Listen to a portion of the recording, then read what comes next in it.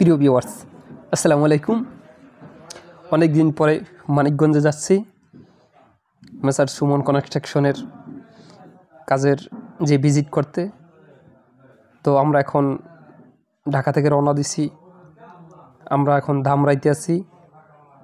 তো আমার সাথে আছে ছোট ভাই সাকিব আল হাসান।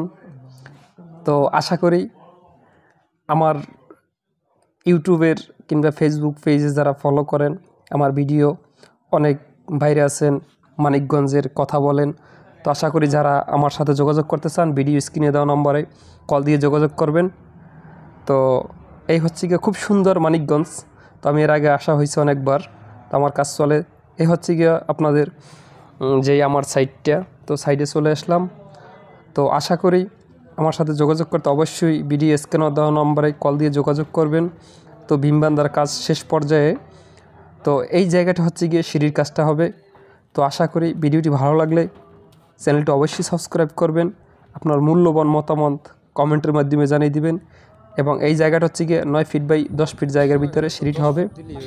খোদা হাফেজ, ভালো থাকবেন।